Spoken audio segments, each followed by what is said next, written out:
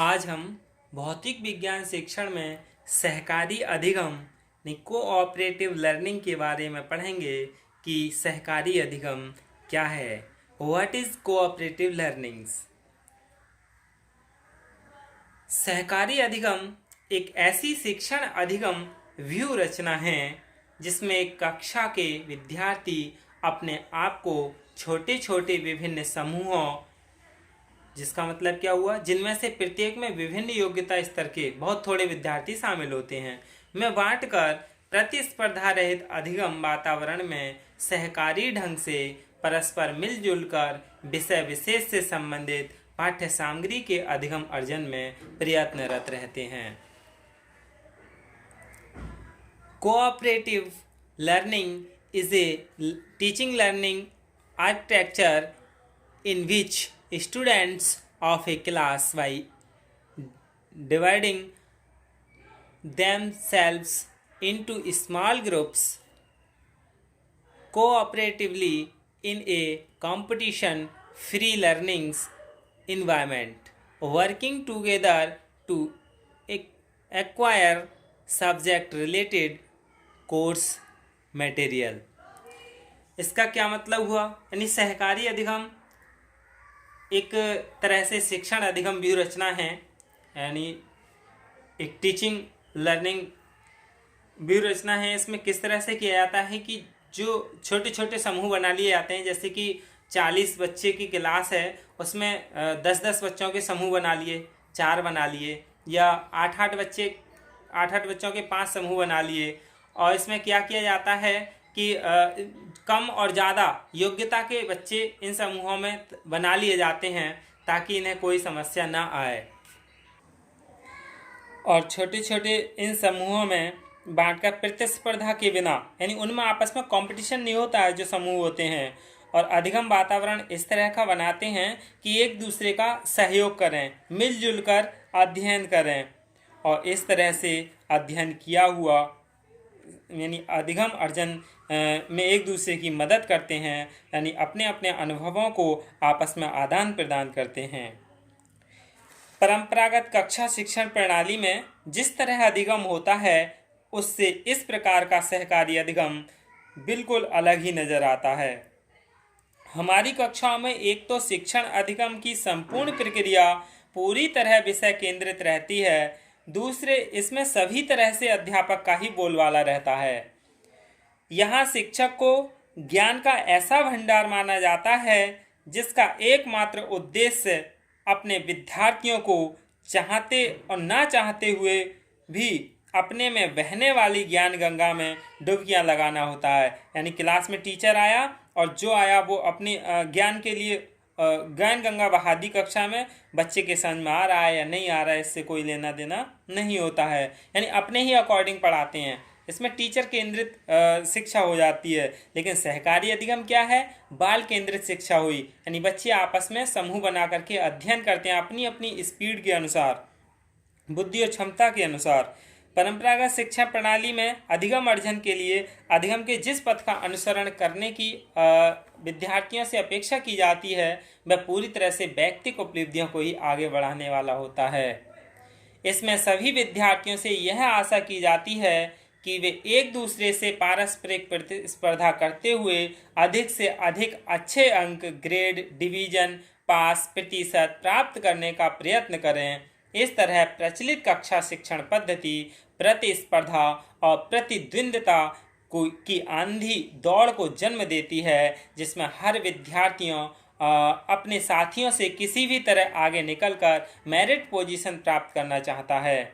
इस परिस्थिति में विद्यार्थियों से यह आशा भी की जा सकती है कि वे अपने प्रयत्नों से प्राप्त सूचना, अधिगम अनुभव आदि का पारस्परिक आदान प्रदान करते रहेंगे।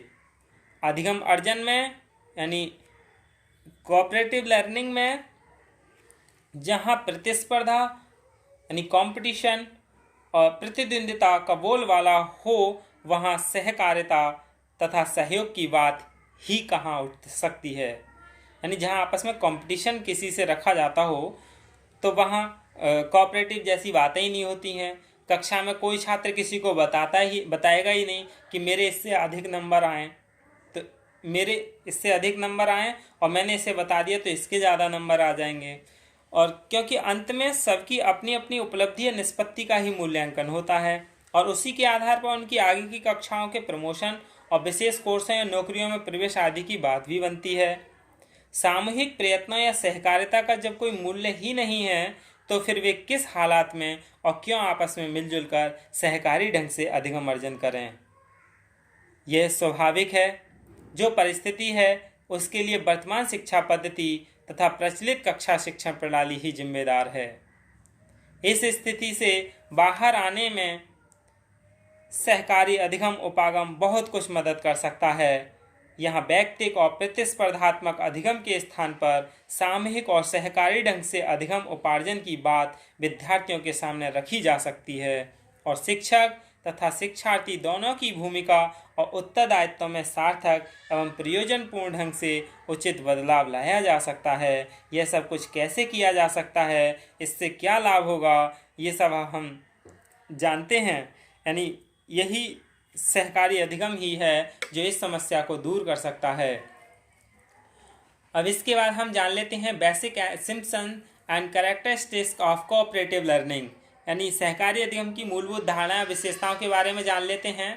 The cooperative learning system focus on making students learning more student centred other than rather than teaching oriented, यानी सहकारी अधिगम प्रणाली शिक्षण अधिगम को विषय एवं अध्यापक केंद्रित बनाने की अपेक्षा विद्यार्थी केंद्रित बनाने पर जोर देती है। यह हम पहले भी बता चुके हैं कि ये जो सहकारी अधिगम है यह विद्यार्थी केंद्रित शिक्षा बनाती है जो कि अधिक उपयोगी होती है, न कि शिक्षक और विषय केंद्रित। अगला है it expects the student to take the initiative and choose his or her own learning path. It does not force them to walk the path set by the teacher. यह विद्यार्थियों से पहल करने और अपना अधिगम मार्ग स्वयं चुनने की अपेक्षा करती है, उन्हें शिक्षक द्वारा तय मार्ग पर चलने को मजबूर नहीं करती। यानी शिक्षक जैसे कहेगा वैसे नहीं किया जाता है, इसमें विद्यार्थी अपना अधिगम मार्ग स्वयं चुनता है कि उसके लिए कब, कितना और कैसे पढ़ना है, न कि शिक्षक की ज्ञान गंगा में छात्र को बहाया जाता है।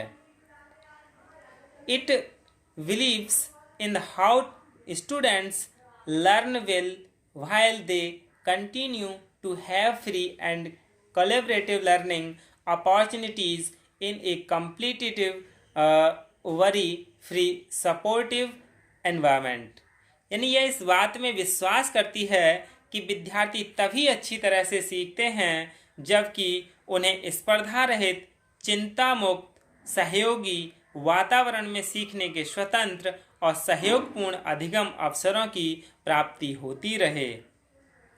यानी यह स्पर्धा रहित, चिंता मुक्त और सहयोगी वातावरण में सीखने के स्वतंत्र पर जोर देती है, उसी में अधिगम अवसरों की प्राप्ति होती रहती है। तो यही क्या है, सहकारी अधिगम है। सहकारी अधिगम एक उच्च शिक्षण विधि है, इसका लाभ लेकिन इसके लिए एक प्रशिक्षित अध्यापक की मौजूदगी में ही किया जा सकता है ताकि बच्चे अपने रास्ते से भटक न जाएं। उन्हें दिशा निर्देशक भी जरूरी होता है। धन्यवाद।